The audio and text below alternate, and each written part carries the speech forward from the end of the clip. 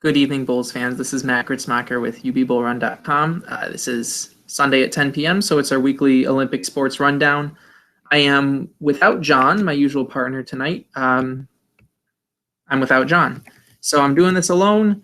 How it used to be, how it will be again someday, but today I've got to do it alone. John should be back next week when we do the team-wide, the whole blog for football. Tomorrow we should have a full team, I believe.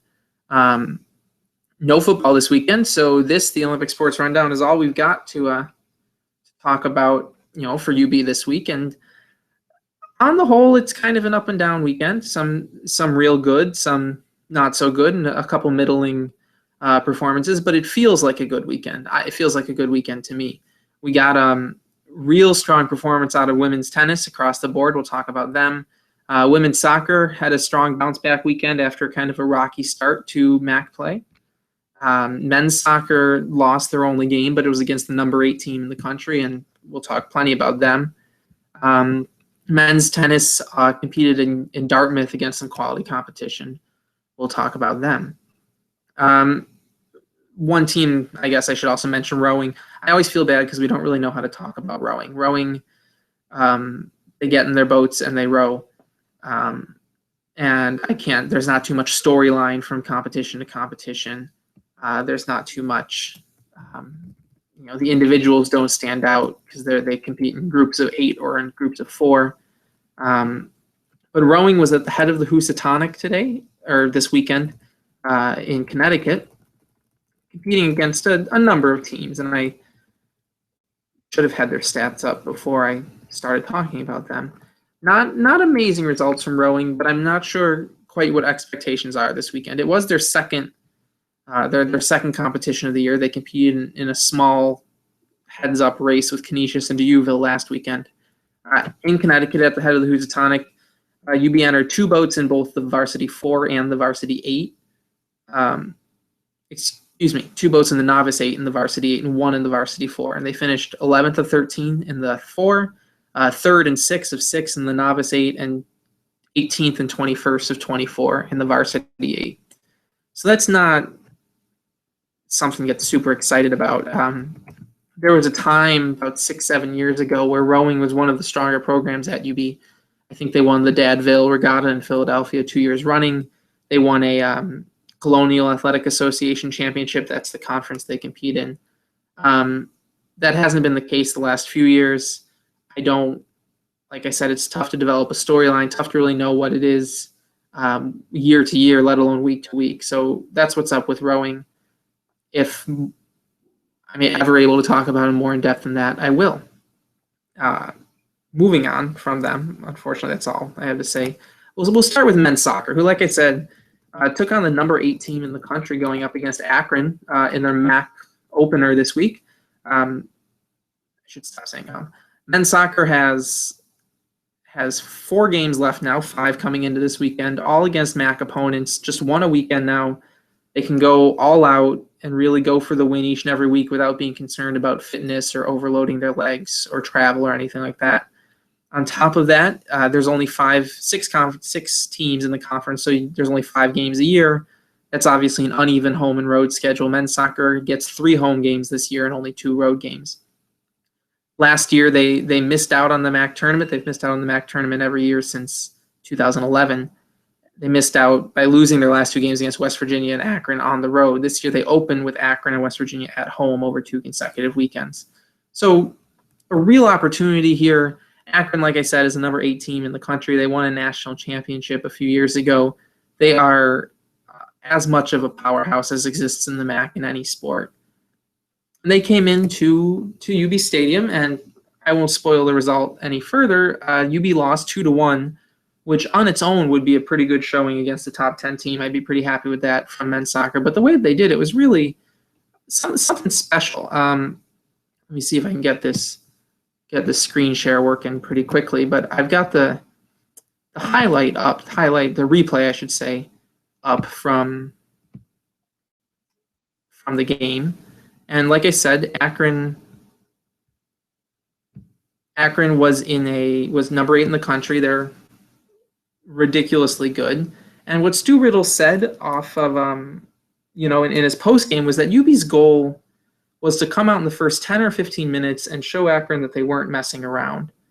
And they come out in the first 10 or 15 minutes and be real aggressive. And I'm going to skip forward in a minute. I've just brought it here at the beginning of the game while I talk. And beyond being aggressive and for the first 10 or 15 minutes and trying to punch Akron in the mouth and catch him off guard, Stu Riddle also moved some people around and really worked on a specific strategy for beating Akron. And what UB did was they put 6 across the back line of the defense, and kind of not the middle 2 and not the outer 2, but the other 2, not the middle, not the outside, were sometimes step a little forward.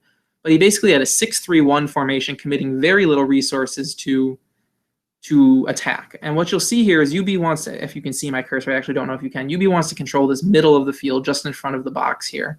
And you see it as Akron moves the ball around for a bit here. That's what UB did all game, and they did it perfectly. Like you already know, they only lost 2-1. Well, what we got here was UB played a defensively minded game without completely parking the bus.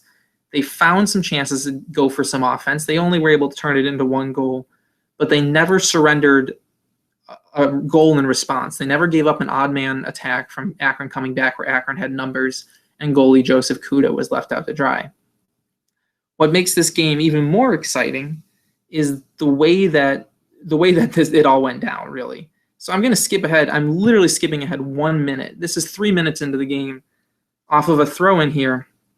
And if you don't know how the game started, we're going to end up with a UB goal off of this. This is a ball into Russell Cicerone, who beats out that on the bouncing ball. And he works the outside here, and he's right on the edge of the box, and he's trying to work around and sells it a little bit. That's what he does, but he earns the penalty kick, and UB went up 1-0. I think as I continue to talk, hopefully we get to the point where where we actually see the penalty kick before I need to move on, because it's just a 1 hour podcast. But Russell Cicerone earns that penalty kick there, and really Stu Riddle's strategy worked out as perfectly as it could. UB wanted to come out in the first 15 minutes, 10, 15 minutes, and show Akron that they could run with them up top, but wanted for the most part to settle down and play real responsible defense and control that area in the middle of the field so that Akron's opportunities were held to from the outside. And you see there, Russ got the goalie to move first and then shifted his shot and took a safe shot just to get in the net once the goalie committed. UB held this 1-0 lead for most of the first half, including a really, really incredible save on a penalty kick of Akron's in the first half. This one was a deserved penalty kick. We'll get later in the game to calls that were not deserved, but this is a penalty kick in the first half that Akron earned. Marcus Hansen fouled a zip. I think he fouled Adam Najem, who's Akron's best player, lining up for the kick here. Fouled Najem up in the corner of the box. It was a good call. But UB actually maintains their 1-0 lead here on this save from Joe Kuda, who transferred into UB after a year off. He played his freshman year at Robert Morris a couple of years ago, and he's been UB's goalie for a couple of weeks now, and he's kind of stepped in for Cameron Hogg and has played real well. And you'll see here just a great save. People who know soccer a little better than I, Ben Sugimoto at the Buffalo News, says it's one of the best penalty kicks he's ever seen in person. And really, you can't get much better than that. He guessed right, and that's the kind of kick where even if he guessed right, he might not have gotten it. Najem could have done to put it a little lower, but you can't ask for a much better kick from Adam Najem. And UB maintained their 1-0 lead. Unfortunately, Akron did tie it up before half off of a corner. Kind of, do I want to say it was off of a Kuda misplay? I'm not entirely sure if I want to do that, but Akron's going to earn a corner here and tie it up off the corner, and I'll wait for that to go. And UB should, I would have been ecstatic with even a tie against Akron. Like I've said a couple times, ranked number 8 in the country. UB has this extra home game this year, and never really expected to get a result from Akron anyway. And even going into the half at 1-1 was a real great showing. UB showed throughout that they were able to defend Akron's attack And so this is going to be the goal right here on the corner kick, and it's coming from a real wide angle. But watch Joe Kuda in the yellow. He's going to come off his line and try to get to the corner, and he's not quite going to make it. And it's going to fall to someone's feet or get pulled off of Kuda and get put in the net. There's really nothing too complicated on that breakdown at all. It's just Kuda goes for the ball and doesn't corral it in, and nobody's really able to clear it, and it ends up bouncing to someone's foot who wants to put in the net versus someone who wants to keep it out. We'll watch it one more time. And then we'll skip ahead to really the most controversial part of this game was at the very end. UB, you make it through regulation, and if you want to tie, you still have to go 20 more minutes of overtime. But UB showed that they could defend Akron. Akron had 26 shots, but only 10 of them were on goal. And like I said earlier, there were 3 penalty kicks in this game, and the game-winning goal came on a penalty kick that I'm hoping I haven't missed too much here. Should be coming up in a moment. You'll watch the play that earned Akron their game-winning goal right here. So if I don't jump back, you'll watch him roll around on the ground for quite a bit longer before the penalty kick is actually taken. But to most people in the stands, to myself, all the UB players, to Coach Riddle, this really looks like a player who jumps up in the air and is already falling, having lost his balance, trying to do whatever he was trying to do with the ball. And let's see if I can pause it in a good spot here. It doesn't look like a penalty-worthy foul, which in the box, any foul is a penalty-worthy foul. He's already down. Fox Slotmaker, number 5, there is jumping straight up and down in the air. His arms aren't making contact with him. I think that this guy just jumped up straight in the air and fell down. And most UB-minded folks agree with us. There was some Akron fans on Twitter who agreed that it was some pretty bad reffing all around. One more play I want to show that I'm not sure. Oh, good. I didn't miss it by much. I'm not sure that I can hit it here. UB fans, like I said, should be really happy with this. It's not a win. It's not even a point out of a tie, which would have been awesome. But UB was able to show that given Stu Riddle can build a strategy that will work for men's soccer against a superior opponent and against the most superior opponent they'll see all season. They really took them to the wire. It wasn't great reffing, and I wouldn't say that UB deserved a win, but I felt that UB played well enough to deserve a tie. When you're an underdog, you have a role to play if you want to get a result, and UB did it. And it was refreshing to see that UB didn't just go entirely into park the bus mode and never even try. I didn't show any highlights of UB's offensive moves, but they got a half dozen rushes on net that didn't turn into goals, but turned into decent opportunities that are the kind of situation that you want. You just want to find lightning against a team like Akron. And this is really encouraging for the final 4 games of conference play. The MAC across the board is much stronger this year. I was very high on men's soccer's hopes. Oh, watch this. So that's Russell Cicerone taking an elbow to the head, and Akron only getting a yellow card out of it, which didn't really mean anything for the end of the game, but is kind of what I have to say about the ref in this game. You'll notice that Cicerone doesn't jump and is still removed from the ground, is what I'll say. This happened at the end of the game with UB trying to find a tying goal, probably a little unlikely to. Rafi Torres does that on an NHL rank and gets suspended for 41 games. This Akron defender does it on a soccer pitch and gets a yellow. So that's pretty frustrating. Like I said, real encouraging result. The MAC across the board is much stronger than it was last year, which is disconcerting because I've been very high on men's soccer from the offseason, and it looks like everybody got better.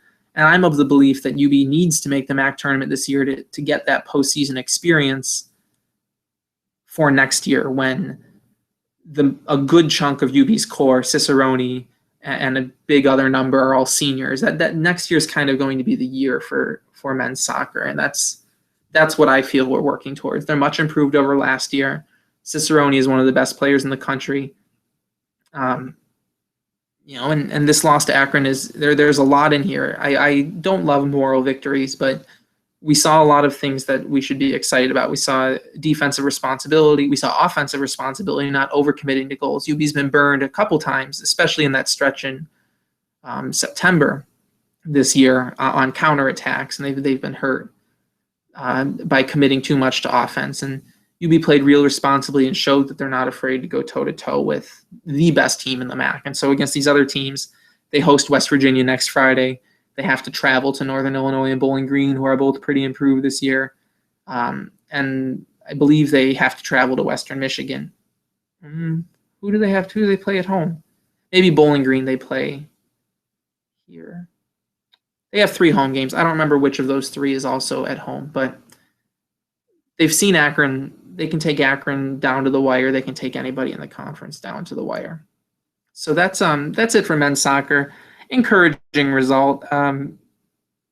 Not exactly what I wanted to see, but we're okay with it. Other team that lost a couple this weekend was women's volleyball. Not entirely unexpected. We've been pleasantly surprised with women's volleyball this year, not this year, over the last 3 weekends. Of course, the women started their season losing their first 9, 1-1 against Navy and lost 3 more. But as conference play started, they started 2-2. They won a game each of their first 2 weekends. This past weekend were a bit of a tougher test against Kent State than they had in their wins against Toledo and Bowling Green. And then they brought in Ohio to Alumni Arena, and Ohio is the very best team in the MAC. They have now won 30 straight regular season conference matches. They feature the 2-time MAC Player of the Year, Abby Gilliland, et cetera. And that one is just kind of a wash. UB lost in 3 sets. There were no surprises there. I'm going to focus a little bit more on the match against Kent State, where UB came out and won their first set, 25-21, and looked like they were in pretty good shape. Kent State's not a bad team, certainly not as bad as Bowling Green and Toledo, but they're not a great team, and I thought this one could be winnable. I thought that it would be UB's best win of the season by a large margin, but I thought it might be there. And UB came out and got that first set, held Kent to only a .068 hitting percentage, which is a real good number, real encouraging. And from there, the Golden Flashes just took over, and UB couldn't find any defense. Just couldn't find any defense. The Golden Flashes converted 30% of their swings over the rest of the match to sweep the next 3 sets. And it was pretty lopsided, too. Kent took the second 25-21, which is fine, and the fourth 25-20, which is fine, but that middle one came at 25-14. And UB couldn't really find anything. This stretch of better play has come with 2 things, which we've identified from the beginning of the season.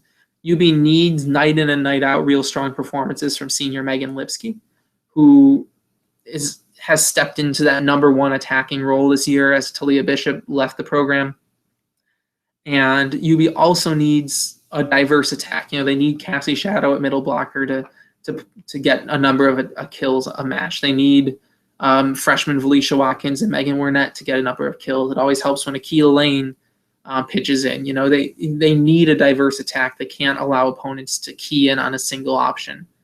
And what we saw against Kent was Megan Lipsky, who had been on an absolute tear, had double-digit kills in something like 8 of her last 9 games, was running on 4 straight double-doubles, was averaging 16 kills a match during MAC play, and was doing it efficiently as well, minimizing her errors. Against Kent State, had 11 kills and 11 errors, which is a bad day. Raw numbers aside, that's a bad day. Cassie Shadow did have 15 kills on no errors, but with Lipsky hitting that poorly, it doesn't matter how many other places they find it from. She's the number 1 option. They've got to get her going.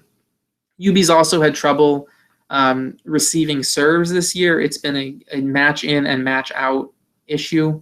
Against Kent State, they gave up 10 aces from the Golden Flashes, and that doesn't help. When you're having trouble stopping the other team, and the other team is hitting every time they swing their arm, that have a 35% chance of getting another point.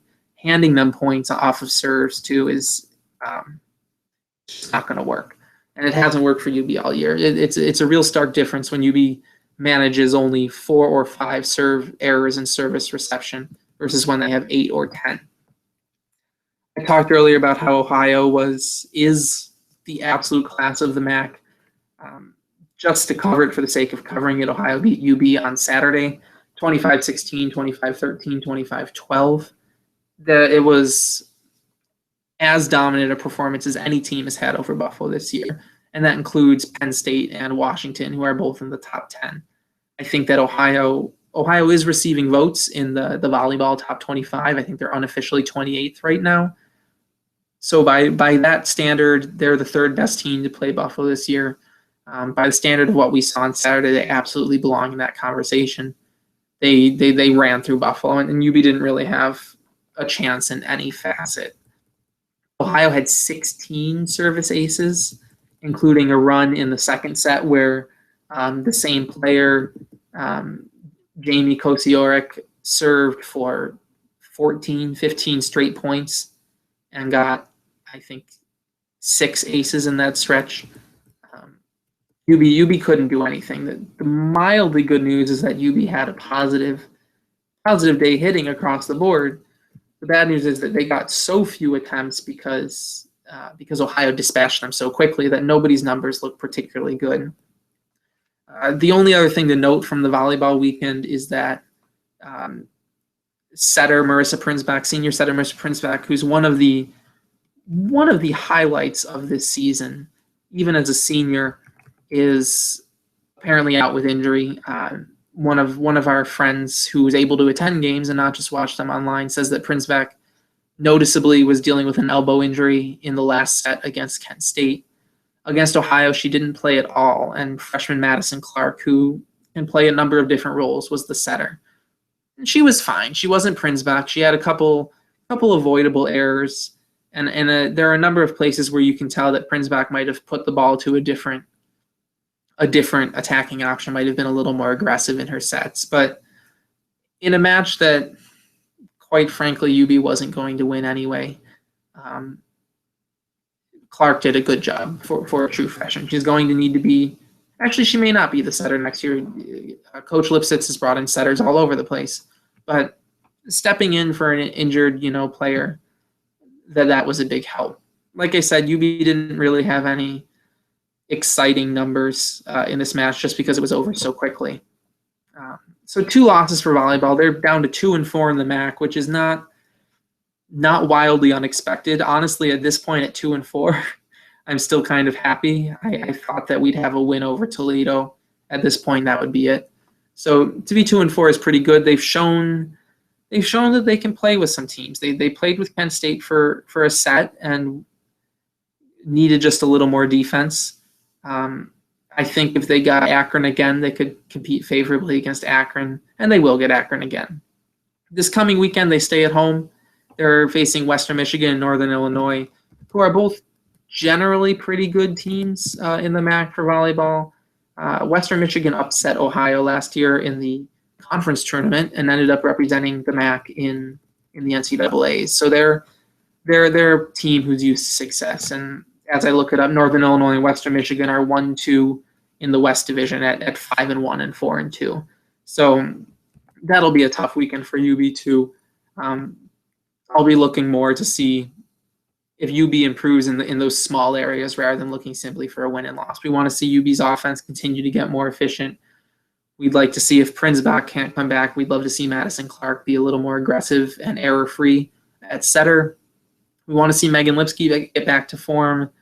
And if Cassie Shetto wants to keep playing out of her mind all season, I certainly wouldn't mind that.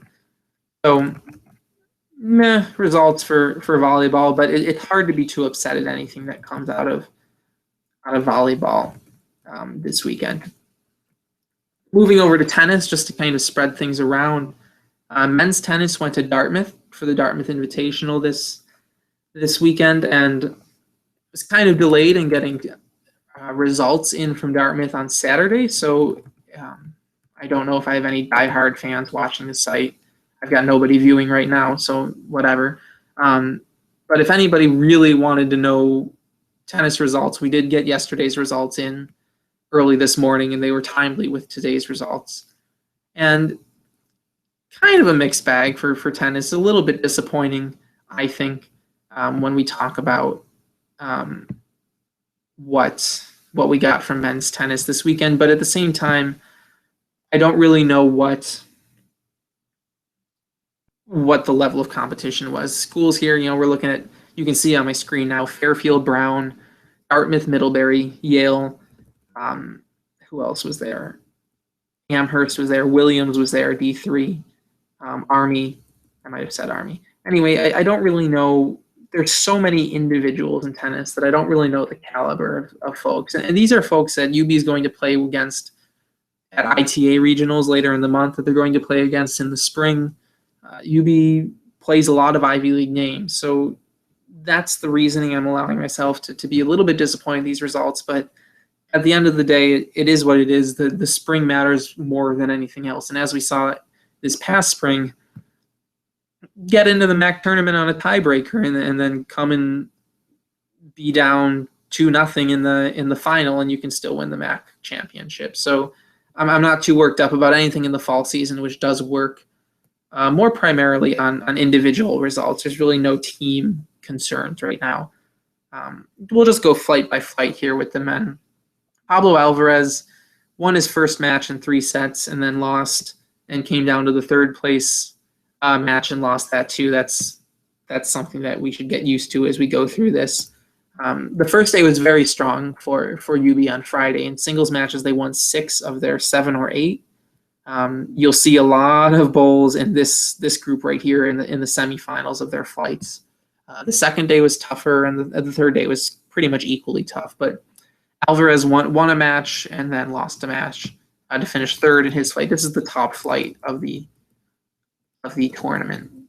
Looking here, in the second flight, we had Amar Hromic. He also won his first match, also fell down to the third place match, but did win that today in pretty convincing fashion. 6-3, 6-0 is pretty good, and that's over a guy from Army.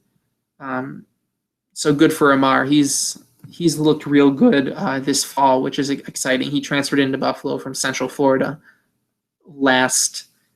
midway through last year between semesters, and played a pretty big role. He stepped right into that third or fourth singles role, if I remember correctly, and was consistent for UB throughout the spring.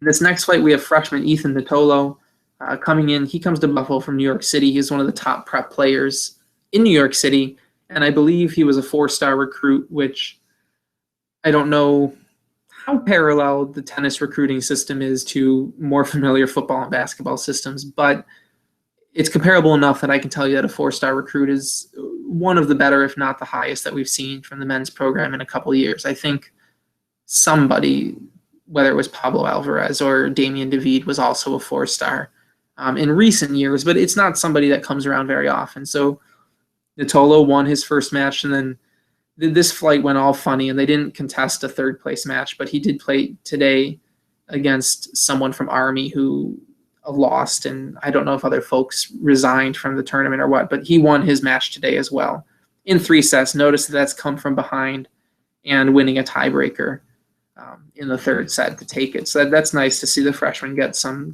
pressure experience there.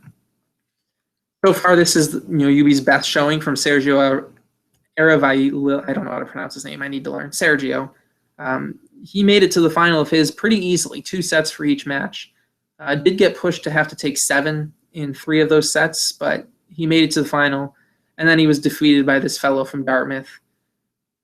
We should get used to UB losing to Dartmouth on this. If you didn't notice it up above, Dartmouth had a real good day at their own invitational, and we'll talk about UB at their own invitational later tonight. Here we've got Akil Mehta.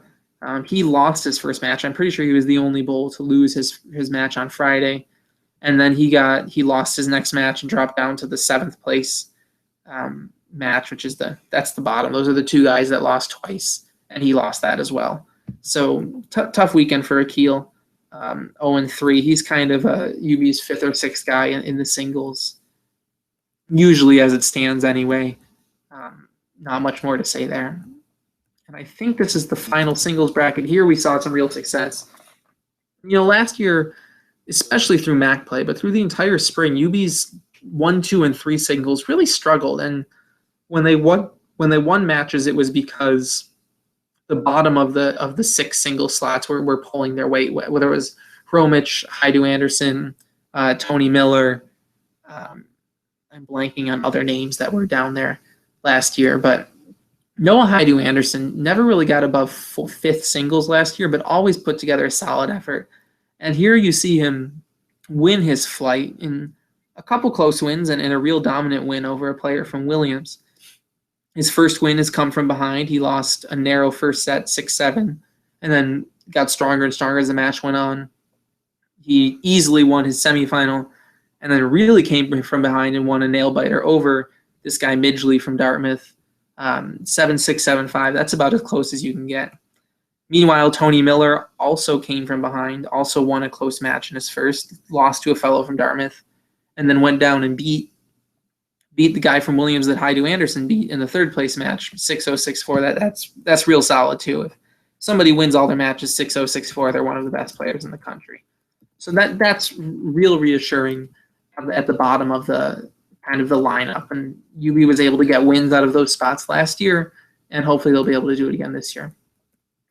Doubles was much, much tougher for the Bulls. Here in the first fight, we have Hromich and Sergio.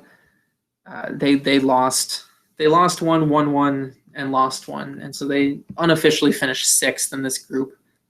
That's it's just a tough showing. Equally tough here. Akil Mehta and Tony Miller won their first and then lost their 3rd place match, and I believe we got the same result from Nittolo and Haidu Anderson. Yeah, they won their first from here, lost to Dartmouth, and then went down to their 3rd place match and lost that as well. So there's some good there from men's tennis this weekend. There's nothing to go super nuts and celebrate over, but it's not necessarily something that we should be too upset about. I've talked before, fall for men's tennis is about the individuals, and that really culminates in the ITA regionals this end of this month. Last year, Pablo Alvarez became the first Bull to ever advance to the round of 16 at the ITA regionals, so he's got a chance to do that again. A doubles pairing last year, I think it was Damian David and someone. It might have been Alvarez, it might have been Sergio, also advanced to the round of 16 in the doubles draw. So UB last year had an all-time best showing at ITAs, and that's really what they're working up to in the fall. And so we'll be really excited to see what they can do there in 10 days, 11 days is when that starts, in the middle of next week, the 22nd. Bouncing around again, women's soccer, teased it at the beginning of the show. Women's soccer had a real strong weekend, especially considering the inconsistencies that they've shown over the course of this year. We've seen a couple times where they put together a real strong game. They lost their opener, looked real solid against Drexel, and I said, okay, they lost their opener, that's fine. And then they came out and lost to St. Bonaventure 2-0 and could not catch a break. And it was, okay, that's real frustrating. They gave up those goals, but maybe that's just some inconsistencies, some bad luck in their offense. And then the offense never really found a finisher. They never found someone like Katie Roberts last year who could win. They came out of that Bonaventure loss and they had a huge win over Syracuse, absolutely massive, tremendous game, tremendous defensive effort. And then they came out super flat against Niagara, and like against Bonaventure, couldn't finish a number of very big chances. They did get a goal there late to pull for a tie against Niagara. Great result against Binghamton, 3-0 win over an overmatched Bearcats team. Great result against West Virginia, ranked number 4 in the country. They held them scoreless through regulation and only lost on an own goal in the 97th minute, 13 minutes from a tie. And they came out and lost against Ohio despite a number of chances, trying to come back for a tie in the second half. Real good match against, I'm just running through the schedule, I shouldn't have done that. They played real well against Kent State, played real well against Eastern Michigan, followed that up with one of their worst losses of the season against Bowling Green. 2-1 loss where really they did everything but score to get that, to tie it up. earlier and then to take the lead, and then they gave up the winning goal in like the 89th minute against the Falcons and took the loss. And coming into this weekend, we're 2-2, and if the MAC tournament were seeded coming into this weekend, they wouldn't even have a home game in the MAC tournament. They would have been 5th or 6th in the conference, which not a great place to be.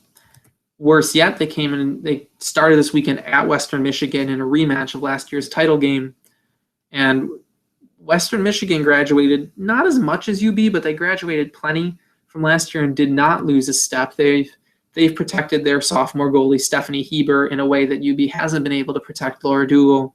I don't think Heber is as good of a goalie as Dougal, but she puts up the same numbers, specifically because Western Michigan's defense is so strong. And I was real worried about this game. UB has struggled on the road. Unlike the men, they have a road-heavy MAC schedule this year, and there are 11 games. They travel 6 times. Western Michigan, like I said, didn't seem to have lost as much of a step as UB did. And UB really went in there, and we only had live stats to go off of, but really took it to them. It was a defensive battle like we saw in the championship game last year, but UB got a goal coming out of the second half, literally coming out of the second half, 24 seconds in from Cassidy Kidd, which was her first of the season. She had hit 5 or 6 posts over the first half of the year, first 2/3 of the year, really, and got a goal before Western Michigan even touched the ball in the second half, which was a huge boost. I thought until today that it was Moira Peachy who scored, because that's what Western Michigan told me. But UB took the lead, and UB has not played with the lead as much this year as they did last year. They've had to come from behind, even in games they've gotten results in, or come from behind, and they've had to come from behind against Ohio, or try to. They had to come from behind against Bowling Green. They had to come from behind against Niagara. They had tried to come from behind against St. Joseph's, and it's strange to see this team fall behind, because they rarely did it last year. And so to get that first goal against Western Michigan, who I thought was the best team UB would see, best team UB had seen since West Virginia, and probably the best team they'll see until Ball State, was real encouraging. The Broncos did tie it up off of a corner with 15 or so minutes to play. Western Michigan stats called it a goalie misplay. I am not inclined to believe anything subjective that comes out of opposing schools. But if it was, that's 2 spots on Friday night where kind of a goalie misplay on the corner hurt us. UB did button down and pull out a tie, which, given Buffalo's inconsistency, given kind of how they've been playing, I would have been very happy with a tie against Western Michigan, and they got it. And I was happy with it. It felt like a win that might have gotten away, but it was good. It's always good to get a road result. It's going to be very rare for any team to run through a conference like UB did last year, so it's important not to think of that as the norm. We did see some lineup changes in that game, which I'm somewhat excited about. I'm glad to see Cassidy Kidd and Carissima Catrona switch places. Catrona is now on the wing of the midfield, and Cassidy Kidd is playing up top at forward. That's something that I think works. Like I said, UB hasn't had a finisher this year like Katie Roberts, and another thing that Roberts brought last year was a bit of physicality and a bit of an ability to hold her own and hold the ball while people were trying to knock her over last year. And UB hasn't gotten that out of Selena Carrero and Catrona. And Kidd, I think, is a little more willing to move around and bang and get into the dirty areas and try to hold the ball. And so I like her up top. I think Kidd is wonderful on the wing of the midfield, but I think the midfield gives a little more room for Catrona to make some runs without being whistled offside, to get the ball in space and to work past people. I think it's a win-win situation there. Another switch we saw was on defense, where Andrea Kniper, who had been playing at center back next to Jackie Hall in a new position for her this year, got moved back up into the midfield where she played last year. Defensive midfield spot, but she flipped with Krista Markovich, who had been in the midfield for most of the season. And that's a move that long-term, I understand why Coach Burke was trying to put Andrea Kniper on the back line, because Jackie Hall's a senior and Krista Markovich is a senior. UB is going to have to bring in new people on the back line that next year, and Andrea Kniper playing back helps spread those losses out year over year. But UB needed a little more of a steadying presence in the midfield, needed maybe a little more experienced presence on the back line.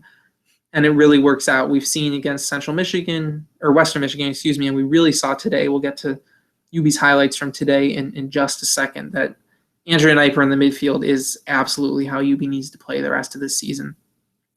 It's night and day difference what the Bulls can do. So UB got that tie against Western Michigan. A couple different things went into it, all of them encouraging. What was much, much more encouraging than that was today's game against Northern Illinois. UB did come home. Like I said, imbalanced schedule this year. Only 5 home games, and they dropped one of them. They dropped one of them back to open their MAC season against Ohio, which was the opener. It was the opener, which was a bummer. You don't want to lose at home ever, especially when you have a few games at home. And most of UB's difficult games are on the road, which is even more concerning. The Bulls simply have to take care of business at home, and they really did today. They beat Northern Illinois 4-1. It's the most goals they've scored in 7 years since a game against Howard in September of 2008, back 2 whole coaches ago. Really good result from UB. And this one was played in a real strong wind that was working against the Bulls in the first half. And UB was still able to get the lead out of the first half. I'm going to start with a series that I'm going to start with NIU's goal, which was not the first goal, but it shows how strong the wind was. NIU had a pair of free kicks in the first half that really would not normally be dangerous, but were extremely dangerous because of this wind, which absolutely tilted the field. I'm hoping that I've gotten this to a point where this is not what I want. I want to be back a few minutes. Okay, back another second here. The field was absolutely tilted against UB here. And right now what we're watching is a point in time where UB is already up 1-0, and we'll get to their goal in a minute. But you can watch that ball, watch how it dies in the air there. The wind was as bad as it's ever been, Coach Burke said. If you can see the tent, it's fluttering. If this goes down, watch that ball roll and actually speed up. The corner flag got knocked over. And this made things real dangerous. Northern Illinois is going to get a free kick here from to the end line. That's 36 yards on the corner. I suppose that's got to be closer to 45. And they're going to pretty much put this kick on net, which is not something that you usually see in a women's game. The wind's just going to take it. And UB is able to clear it, but kind of messy. And NIU's goal is going to come up in a minute here. NIU's going to get the ball back, and somebody's going to commit a foul. I think it was Kristen Markovich, right in the middle of the field. Not really So Markovich was looking to poke the ball away and really didn't need to there. And even this is from, what is this? This is 28 yards away that NIU is taking this shot, and it's not. It's straight on, but that's pretty far away for a women's game, and you can see the wind ruffling in the net. You can see players' hair literally going horizontally, and from this point on, this is nobody's fault whatsoever. This player just gets the ball up in the wind, and it just takes it, and there's no way Dougal could have stopped that. Minor wish that Markovich hadn't committed that foul, but that's just something that happened, and UB bounced back from it fine. But I bring that up to show the wind, which UB was working into that in the first half, and really had to deal with it. Affected every ball in the air, and it affected quite a bit of times when UB was even just trying to dribble the ball and keep it on the ground. There were multiple times where the ball was put down for a goal kick or a free kick, and the wind blew it away. That's something that they had to deal with. And we saw kind of 2 spurts where UB was able to get some shots on goal. This is about midway through the first half, and this is going to be the run-up to the first goal from Cassidy Kidd. I think it's going to come as a result of this play. Yep. So this is going to get played across the field to Carissa Catrona. Excuse me, that's not Catrona.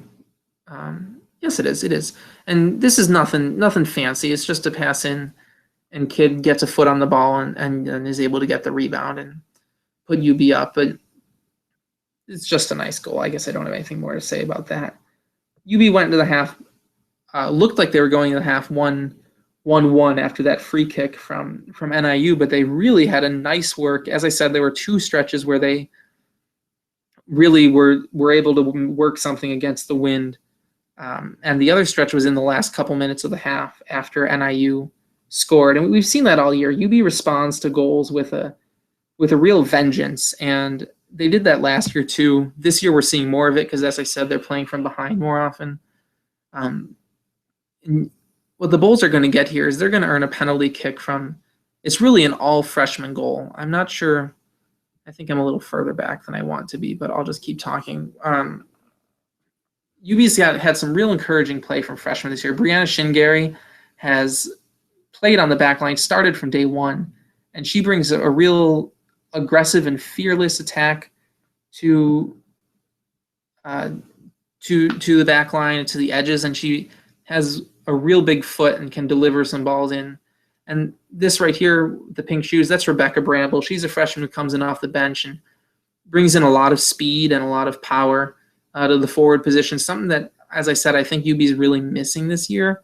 And so I'm excited to see her work her way into more minutes over the course of the year.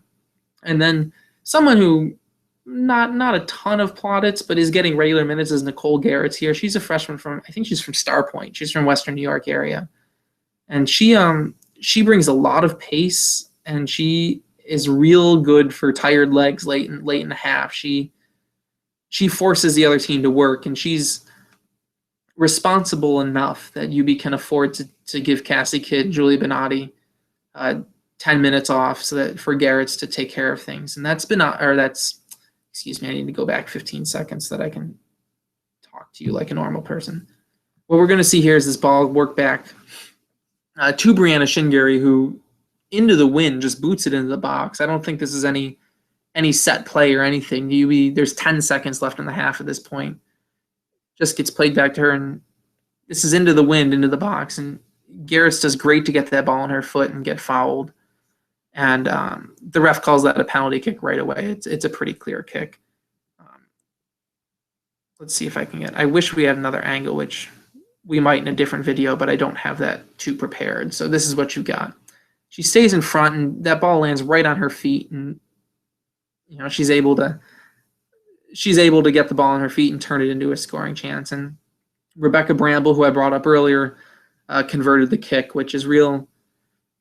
That's Shingary to Garrett's to Bramble. That's three freshmen in on the goal, and that was the game winner for UB. So that's very exciting. As you can imagine, once the Bulls did get the wind, it was pretty much game over.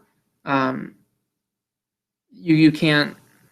And Northern Illinois couldn't do anything. We're going to get to a point here where UB dominated the first 20 minutes of the second half and pretty much stopped trying. Brought in all their subs and stopped trying so hard for the second 20 minutes.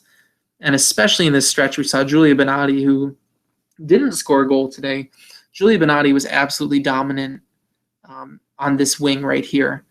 She's going to get the ball right here. And this was pretty par for the course over this stretch. Northern Illinois couldn't get to her, couldn't get the ball from her.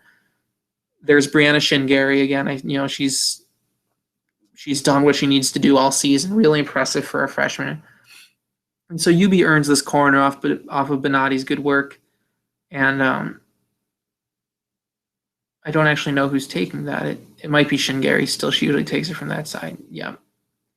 I kind of probably wound back a little further than I wanted to here, but you can see the wind on the flag here. You can actually see Shingary can't get the ball down without it rolling away.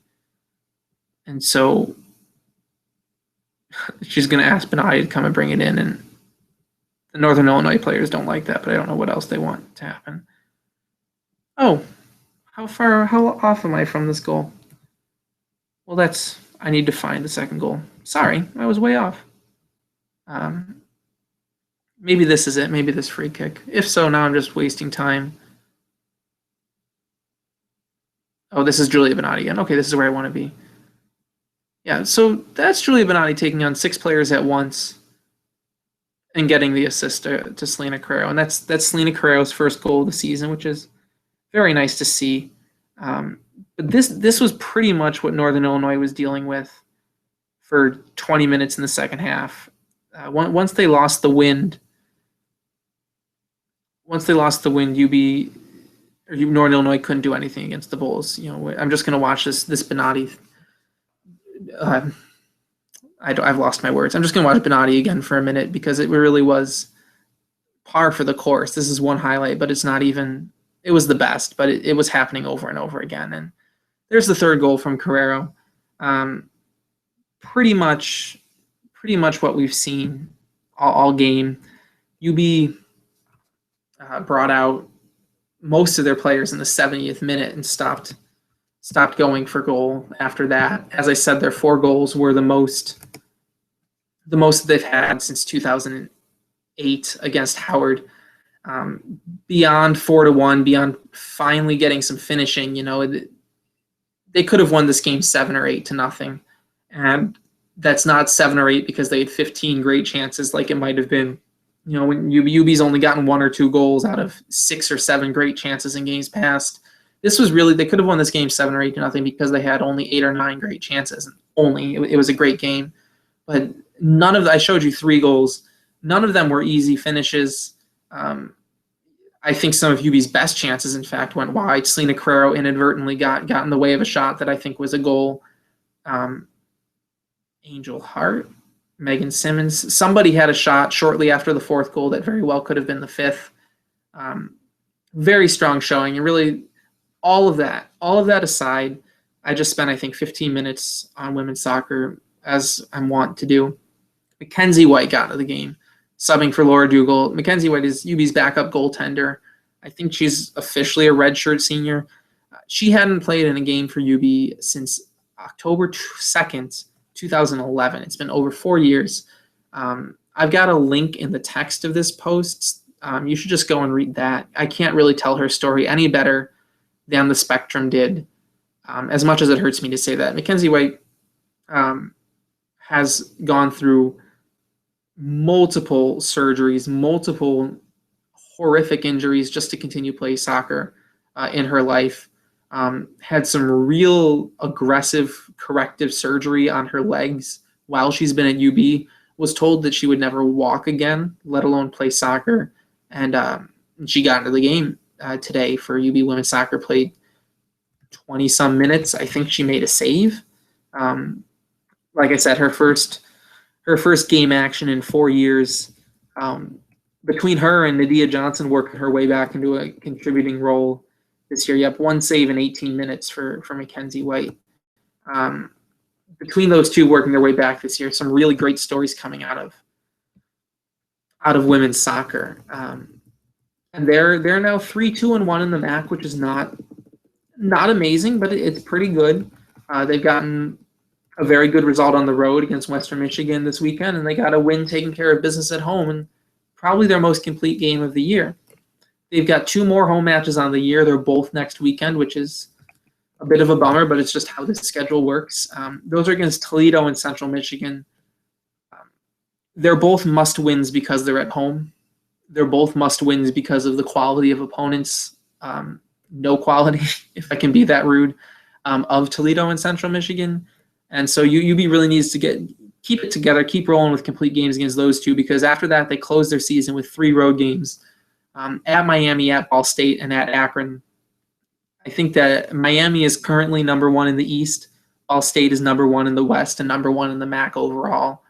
UB has to have a strong showing in those 2 games, and to do that, they're going to need to stay in form and really get a strong showing out of these 2 home games. And they need to maximize their opportunities at home because they've dropped some points in their first home game, and they need to get wins at home if they want to get a home game in the conference tournament. That's it for women's soccer. Real strong weekend there. I've gone a little long, not as long as last week, so that's encouraging. Last one we want to talk about, women's tennis, women's tennis had an amazing weekend. That's as simple as it was. They hosted their own tournament, invited in teams from Duquesne, Niagara, Binghamton, Akron, and Cleveland State. And I think that's everybody. it's hard. It's hard to ask for anything more from women's tennis. If you envisioned a perfect weekend, it wasn't quite that. But other than perfect, I cannot say enough about women's tennis. Um, Literally undefeated unless they were playing each other in singles play.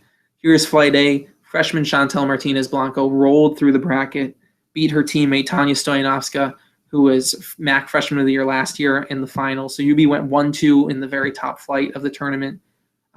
You'll notice throughout this entire stretch that UB never was even pushed to 3 sets. That's how complete of a dominant weekend this was in singles play. Martinez Blanco, we've talked about her a bit. She was another 4-star recruit. Men have Ethan Natolo, women have Martinez Blanco. She's out of Puerto Rico. She is heads and tails above anything I expected from her. As I said, Tanya Stoyanovska won MAC Freshman of the Year last year, and she was really one of UB's bellwethers on a team that snuck their way into the MAC tournament and lost their first match.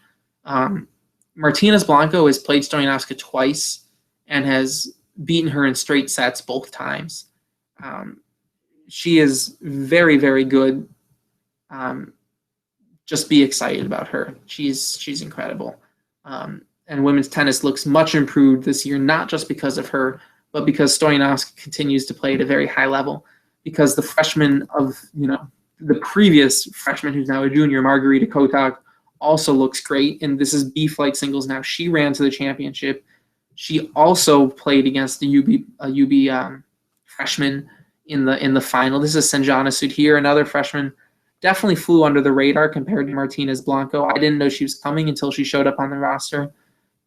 But, she's been pretty consistent in UB's 4th slot here, which, again, doesn't mean much until we get to team considerations in the spring, not in this individual tournament stuff.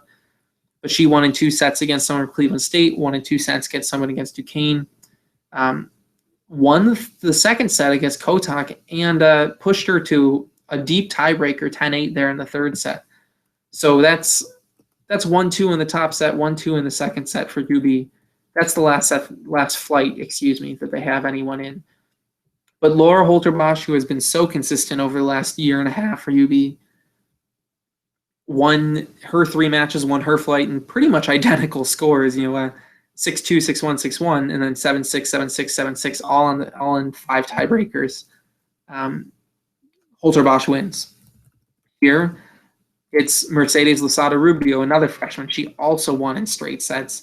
Wasn't really challenged other than once against this player from Niagara. There's nothing more to say. That's another win for UB. I think this is the final flight. Christine Haraldson, as dominant as anyone else, only lost 2 games in the entire all 6 sets. She lost 4 games, She won her flight.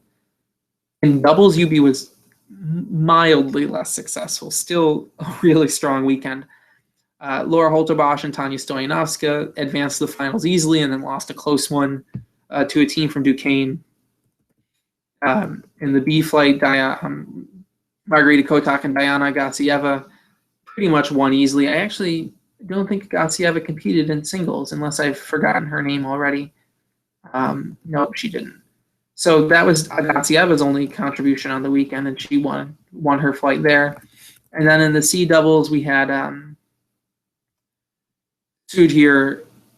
Sudhir and Chantel Martinez Blanco, who were the only bowls to lose their first round match, and they were the only bowls to not make even the final of their flight. And they lost their first one, and they only had one other match, and they won their consolation final. So doubles had a strong weekend, not quite as strong as singles, but in the whole scope of things, it does not get any better for women's tennis. Realistically, that's an unreal performance that you won't see. If we see it again, then we're really going nuts.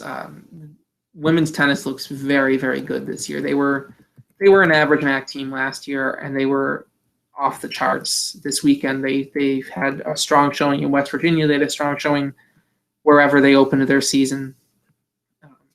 It's just they look great, and all 3 freshmen look great. The upperclassmen don't look to have lost a step at all. And that's what we have to say about them. That's everyone for the week. It was, as I finished talking for an hour, a pretty busy week. And like I said at the top of the show, mixed results. We've got some real strong performances from women's soccer, real strong performances from women's tennis. Men's tennis was middling. Volleyball lost a pair. Rowing, as much as I know anything about rowing, didn't look to have such a great weekend. Men's soccer had an encouraging loss. That UB lost more than they won this weekend, but it sure felt pretty good between women's soccer and women's tennis carrying the banner. They did so well that it feels like a good weekend. I've referenced most of the upcoming matches as we've gone through here. Next weekend is another weekend with a lot of home matches. Women's soccer, as I said, closes out their home year with Toledo and Central Michigan Friday and Sunday. Men's soccer, again, just one game a weekend from here on out. They host West Virginia, who last year they needed a result against West Virginia to make it in the MAC tournament, and Russell Cicerone sprained his ankle 9 minutes in, and they ended up losing 3-0. Hopefully we get a different result this week. Volleyball is home again, as I said, against Western Michigan and Northern Illinois. They're top 2 in the MAC West. That's going to be another tough weekend for them. The tennis teams are both off. Rowing is off. But both cross-country groups are headed to Louisville, Kentucky for pre-nationals. This is a meet that they haven't competed in a long time, if ever. Every year, the school that's hosting the national championships hosts a meet on that course earlier in the season for teams to come and learn the course and compete.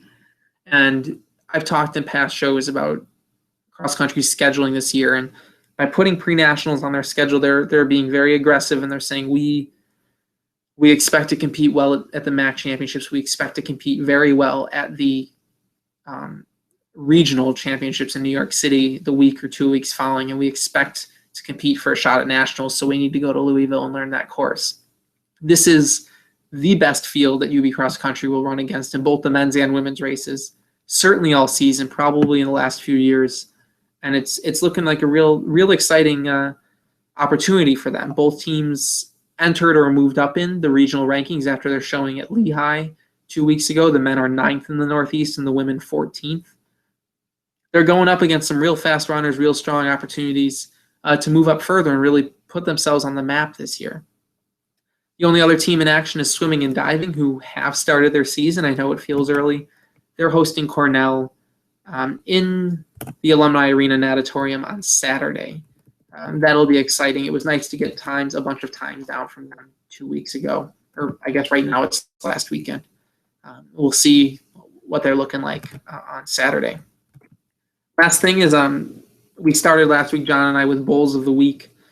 We wish we had been doing it longer. UB puts out their Bowls of the Week, Athletes of the Week every Monday. They're usually pretty predictable, and so John and I just want to do our own as well.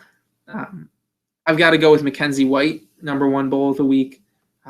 As I said, absolute best news to come out of a very good news-filled women's soccer weekend. Fighting her way back from injury, all you have to do is go poke around the women's soccer Twitter and see just how much her teammates love her, how wonderful it is that she's gotten back. As I said before, she was told she would never walk again. I'm going to take 2 and 2 since John's not here. I'll take his Bowls of the Week. The other I have to go with is Chantel Martinez Blanco among the women's teams. I can't overhype her enough. I really can't. Winning a flight at the UB Invitational, I don't think the competition was all that tough, but the best barometer we have right now is how she's beaten Tanya Stoyanovska twice, and Stoyanovska looks better than she did last year. I gotta say, women's tennis is looking real strong. On the men's side, something I didn't say way at the top of the show is Russell Cicerone's goal was his 5th straight game with a point. If I can pull it up fast enough, maybe it's his 5th straight game with a goal. I don't think that's the case. I think it's his 5th straight with a point. But he is playing as well as he's ever played, which is kind of frightening, seeing as how with 4 games still left in his junior season, maybe 5 or 6 games, he's already in the top 5 all the scoring stats in UB history. Nope, he scored in 5 straight games. Actual goals, not just assists. So he's flying right now. I guess actually now that I think about it, I can't do 2 men because the only other men's team to compete was men's tennis. I'll go with Noah Haidu-Anderson, who did win a flight at Dartmouth, and as I said, is a real rock at kind of the lower half of the lineup for men's tennis. With that, I've definitely gone over an hour now. I tried. Women's soccer is just too much fun to talk about, and now I've figured out how to screen share so you get highlights and stuff. I'm Matt Gritzmacher. Did an alone show tonight. This was the Olympic Sports Podcast at UB Bull Run.